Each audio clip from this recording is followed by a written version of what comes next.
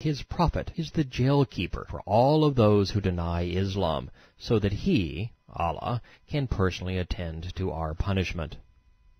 Each surah we have reviewed has been incriminating. Let's hope Muhammad improves with practice. I, for one, would like to read something positive and uplifting for a change. Quran 89, verse 1. I swear by the dawn and the 10 nights, and the even and the odd, and the night when it departs. This is not a very auspicious start. It's bad enough swearing by night and darkness. Swearing by odd and even smacks of numerology, another occult practice.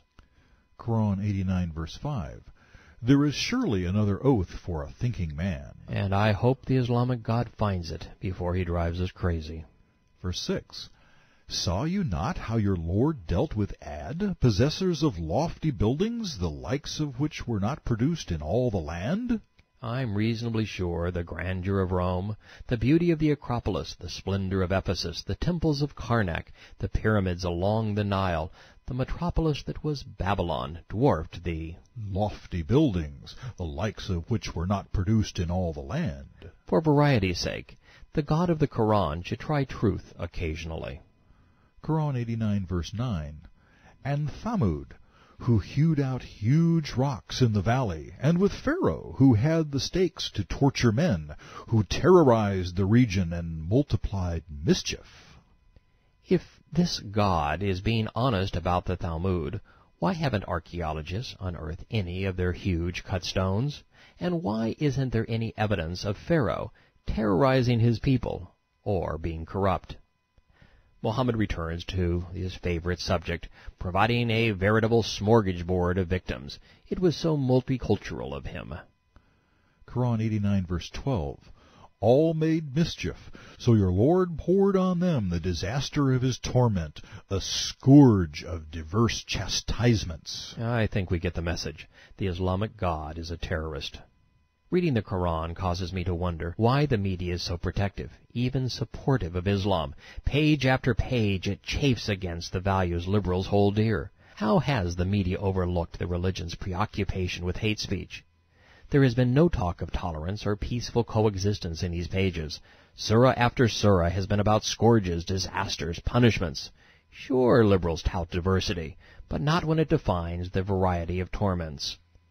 Stealing a line from Zayed again, the dark spirit of Islam says, in Quran 89:14, most surely your Lord is lying in wait, watching. It's little wonder communists and Muslims get along so well. Somebody is always watching. Step out of line and you get a scourge of diverse chastisements. Quran 89:15, now as for man, when his Lord gives him gifts, he says all puffed up, my Lord has honored me. But when he tries him, restricting his subsistence, he says in despair, my Lord has humiliated me, he despises me. Nay, nay, it is because you don't honor the orphan.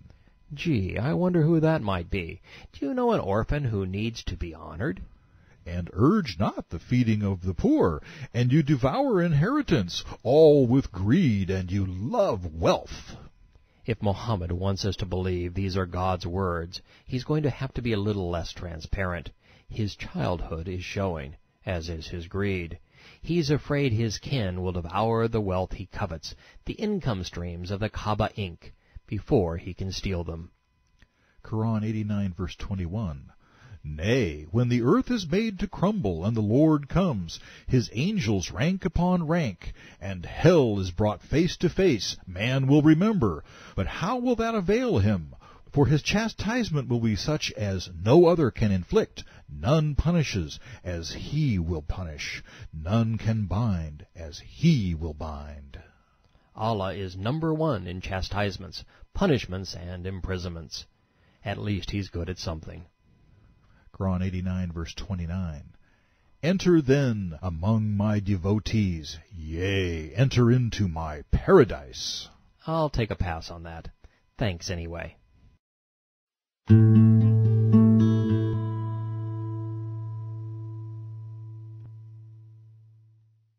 There is some good news. The surahs are getting shorter.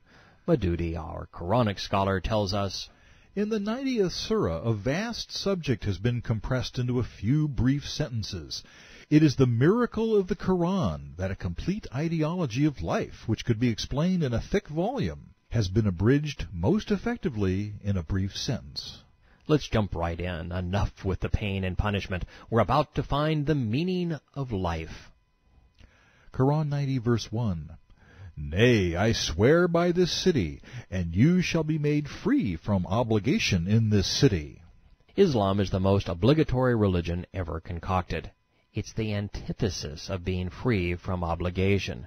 They've got the obligatory prayer, the obligatory Hajj, the obligatory tax, and the obligatory surrender to Muhammad and Islamic authority.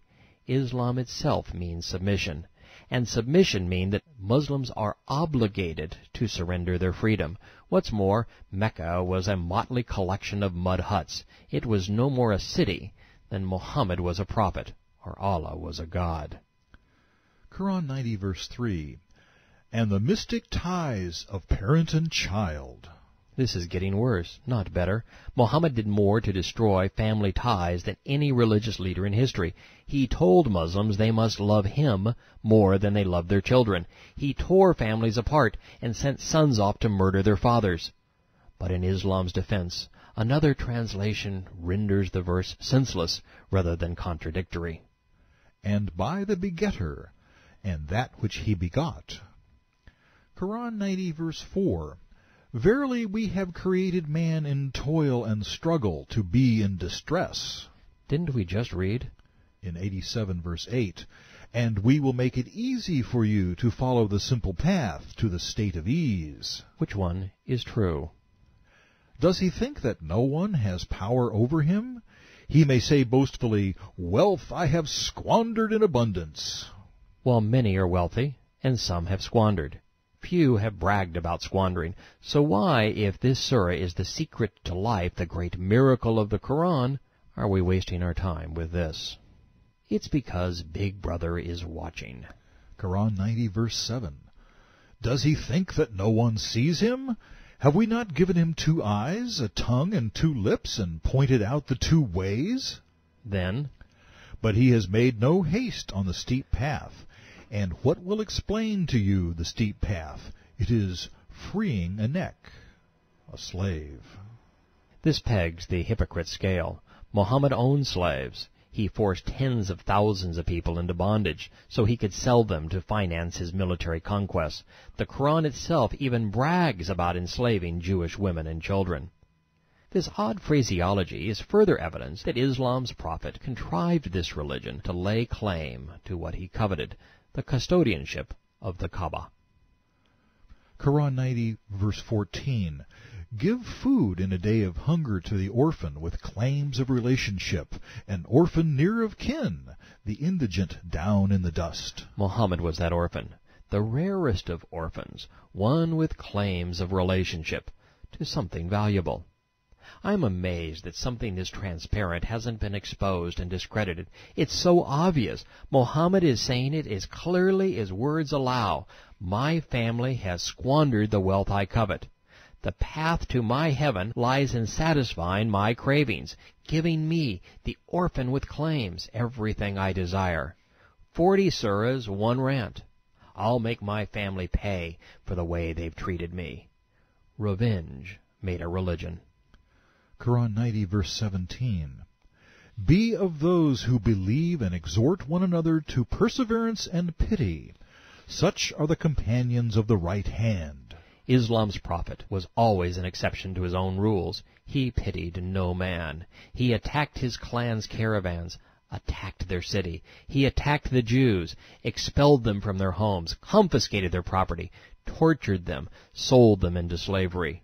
He murdered many in genocidal rage. Pity.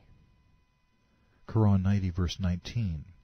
But those who reject our signs, proofs, and verses, they are the unhappy companions of the left hand. Fire will be their awning, vaulting over them.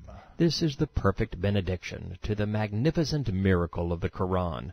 The tolerant and peace-loving religion of Islam has just said that all non-Muslims are toast. Let's try the next surah, named in honor of the sun.